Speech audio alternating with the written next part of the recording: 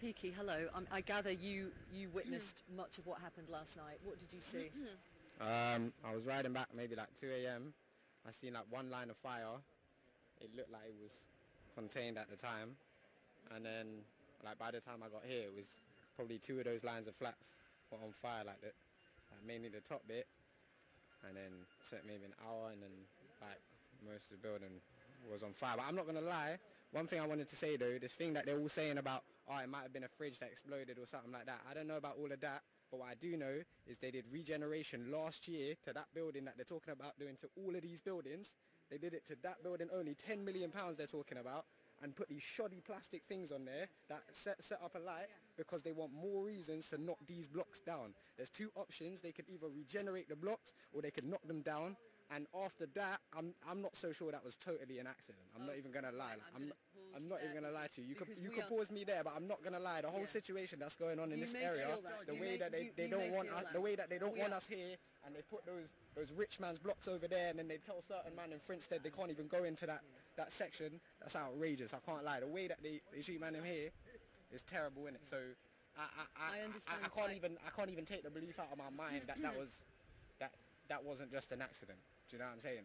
I'm not gonna lie. I think it's fucked, and I think. But we don't know. It's so early. Yeah, we don't know. But you're talking about the regeneration that happened last year to apparently make these blocks better, and then these fires have never happened. I've lived here my entire life.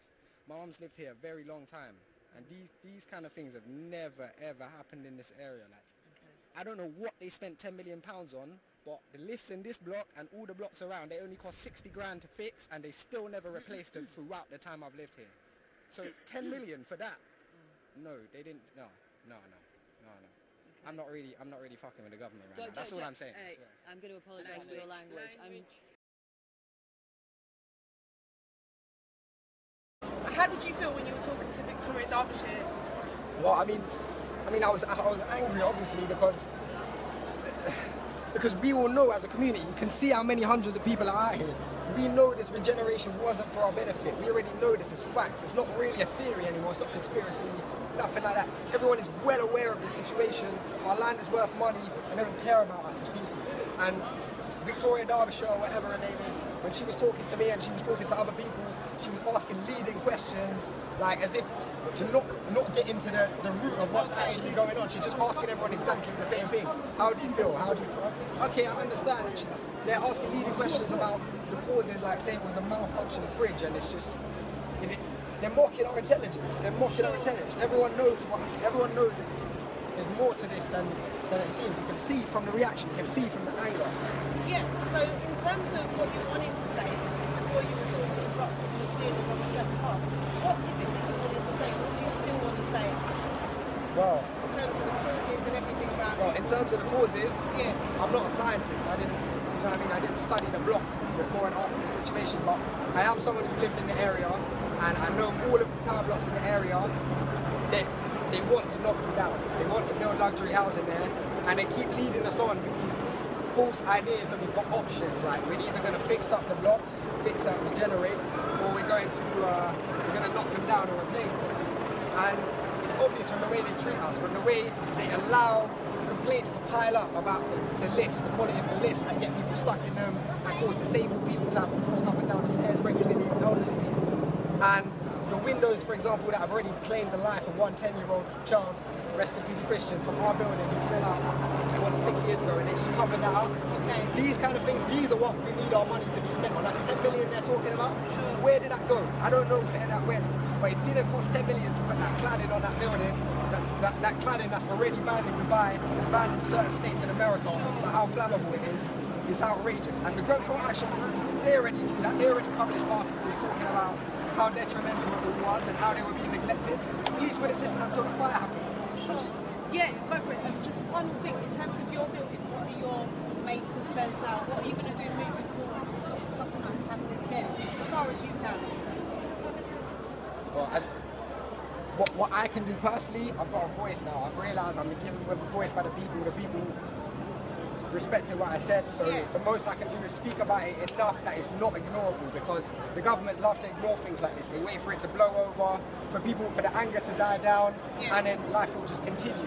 We don't want life to continue as it has been. Too many people around London feel neglected and already know the struggle. It's not just my area. People in Hackney, people in Dalston, people in North, people in South, people all over the country.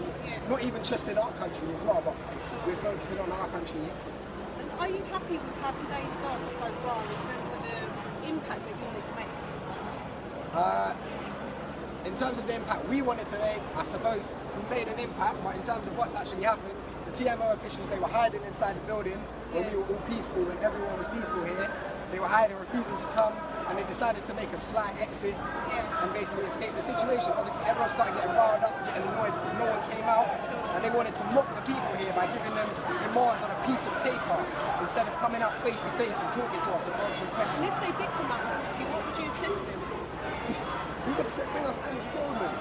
Bring us all the officials. We need to talk, we need to prosecute these people. It's not just a situation of irresponsibility. It's a situation where there were direct orders given to people. If the fire's not in your flat, the fire policy is do not leave the building. Close your doors and your windows. That's indirect murder. I don't care, that's indirect murder. And just one more thing, in terms of people that are watching from home, can you surmise what happened today from your perspective? Because I saw you up on the stairs and the police were there and stuff, so what did you do today? The cowards from the TMO, they didn't want to speak to us. Everyone in the community came out originally peacefully. Anger started building up and it became too much. We're not idiots. We need to stop being treated like we've got no intelligence. People need to come and actually talk to us. Otherwise this happens, people get angry. They want to label us as thugs and things like that. But what would you do if your friend and family died? No. Absolutely. You're going to be angry. So how can people get in touch with you, connect with you, and hopefully form some sort of alliance perhaps with some of the actions that you're taking? You can contact me on @TheRealPeaky on all social media, and I'll just be putting updates about the protest that I'll be at. In terms of looking to the Grenfell Action Group, come to our area, just come to our area, come to Latin Road and go to the Christian centres, show some support, and do you know what as well? The support needs to continue. We can't just have short-term support. We can't just have people supporting right now while it's a hype, while it's an exciting situation, because people are going to lose their homes for a long amount of time. It doesn't take a couple of days to get your home back, but it takes a couple of days for food to expire. You know what I'm saying? So when news crews and all of that is gone, people still need to be here supporting the people. And the KCTMO and Andrew Bowman and that, they need to actually house our people, and they can't. They love saying very quickly, oh, we're housing in the borough, when all they're talking about is temporary housing. And they're talking about hostels and things like that. When afterwards, people are left with no right to where they stay. They're left homeless basically anyway. That can't happen. If people are moved into blocks in the borough, they need to stay there. That's their place.